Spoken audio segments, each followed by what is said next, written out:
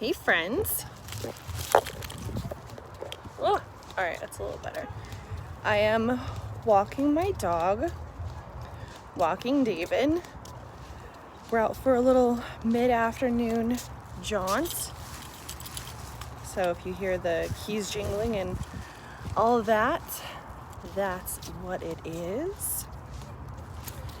Figured I would check in. I don't know if any of you were there for my Instagram live stream yesterday, but the normal Saturday Instagram live stream turned into a bit of a fiasco with that whole pesky hurricane thing that was going on. So we had to evacuate New Orleans, and it took me about a day and a half to fully get home, which was a little bit wild. But I am back, so I wanted to make sure that I checked in with everybody and see what's going on with all of you. How are all of you doing? Let me know if you have attended a live stream in the past, or if this is your first live stream with us. You probably already subscribed to the channel if you are attending this live stream, but thank you. Welcome. Thanks for coming.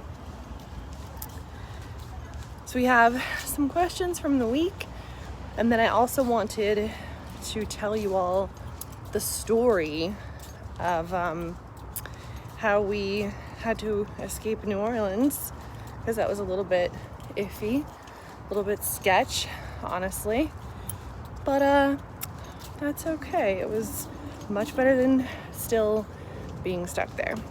So I was in New Orleans for work already. Was there to film some stuff, and I got there Wednesday, and I think Thursday night, maybe, at that point, they told us that we were on hurricane watch.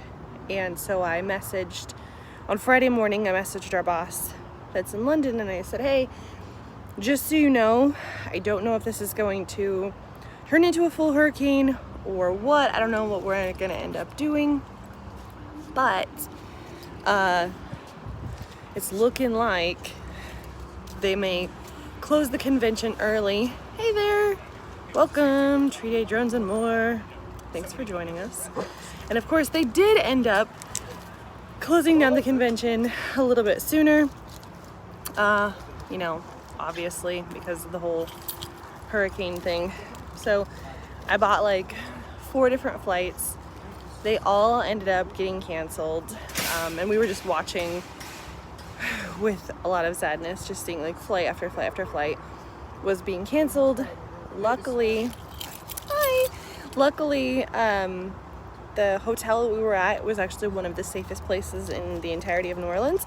So the emergency services people that they bring in to make sure that the electricity comes on as soon as possible, the engineers, all of the city people that are responsible for making sure that there's as little loss to life and property as possible, those people are brought in to stay at that hotel that I was at. Little David, you're not going back up yet. You guys want to say hi to David? Let's say hi, baby. David, come here. Say hi to the people. No? Oh, David. Your Uncle James says hi. So the hotel that we were at was evidently the safest place that we could be, which was awesome. And they promised us they have their own generator. They had their own water supply. They had plenty of food for all guests that could show up at the hotel, even if the hotel ended up at full capacity. So the plan officially at first was I'm just gonna stay at that hotel and just ride out the hurricane. Even though it kept getting escalated, it was category 2, got escalated to category 3, and then now it's a category 4 and has touched like landfall in Louisiana.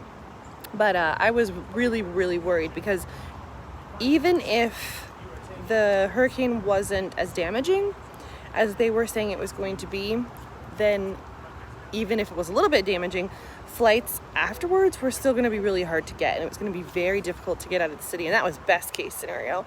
If there was damage, if there was obviously, damage to infrastructure or roads, other areas that were out of power, it was going to be really, really rough to get out of town. So we were all trying our best to just get anything anywhere. There were no rental cars. We were even looking at like renting U-Hauls to try to get out of there. You couldn't find a single anything to get out of the city. So I started looking for rides with other people, like to see if anyone was driving out. So I basically got like a friend of a friend to let me sit in the back of their car, and their car was like packed because we were there for the convention. So I just went upstairs to my hotel room and just packed everything just in case, and just had my bags by the door ready, whether I was gonna stay there or not, because I just wanted to make sure that I was just ready to go in case I did get a ride. And they said, we're gonna leave at 5 o'clock tonight. This was last night. I said, we're gonna leave at 5 o'clock tonight, and so we'll have your bags packed. We're gonna try to get out of town because the roads were getting crazy. We were seeing the news, and of course everybody's trying to evacuate the city. I also learned that people were not taking it as seriously because it wasn't a mandatory evacuation, quotey fingers. But the reason it wasn't a mandatory evacuation, it was just like a recommended evacuation, was that they didn't have time to close down the roads. So a mandatory evacuation is where they close all of the incoming roads to the city. This was such a sudden upgrade in the hurricane that they literally didn't have time to close off the roads, so they couldn't make it a mandatory evacuation. But that means it was actually more concerning than if they had knowledge ahead of time. So the good news was that I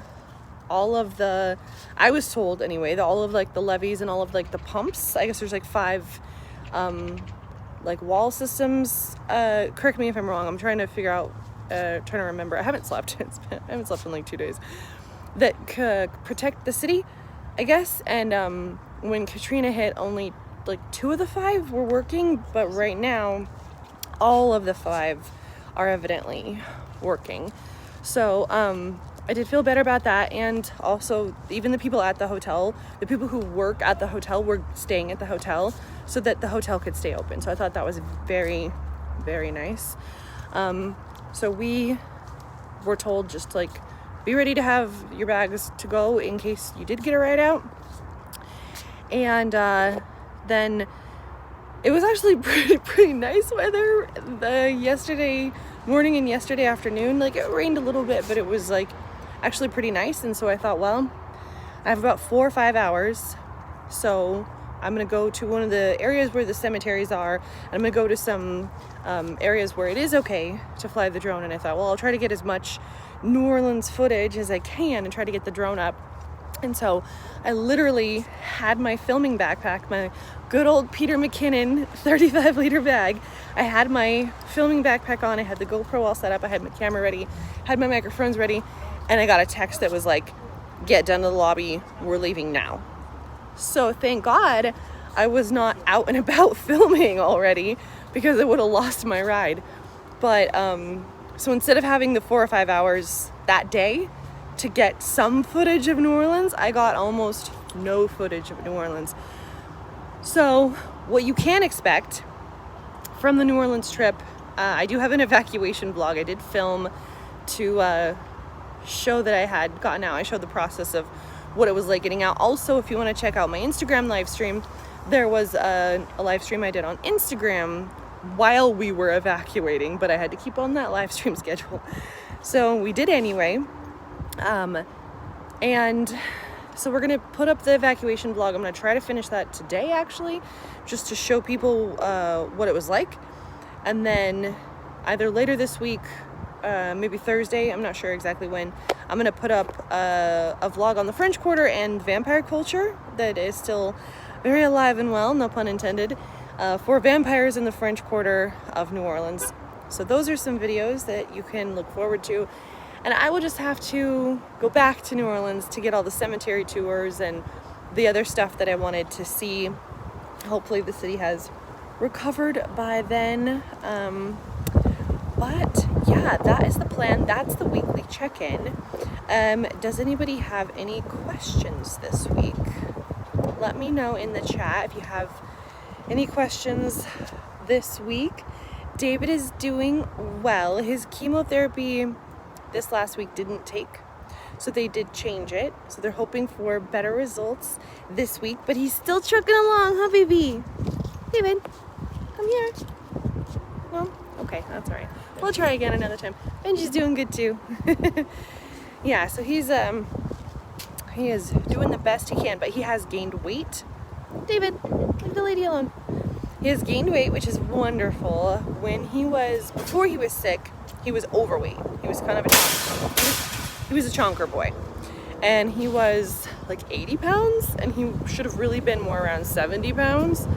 And then when he got sick, he got all the way down to like 63 pounds. Yeah, he's a thick boy. So to go from 80 pounds to 63 pounds as like a dog, that's very fast with how quickly he lost weight. Partially was to do with the chemo, partially was to do with he was just sick. And then once he did start to get on treatment, he lost a lot of fluid weight, like really quickly. And that was part of the reason he got such a small boy. But he has gained weight, and he's back up to 70 pounds, which is very exciting. And I'm loving it. So we're going day by day. He's eating a ton, so we're feeding him as much as he wants. He's eating like homemade foods. He's basically getting he's eating better than us. He's eating like rotisserie chicken and rice and broccoli. Yes, that is my dog. That's David. That's my little son. Yeah, he's a very good boy. Okay, so does anybody have any other question? Milo! David loves Milo, but Milo wants nothing to do with David. All right, y'all. I'm going to call it for today. Thank you so much. Comment on this. Let me know what questions you have, and then I'll get those videos out to you this afternoon. Bye.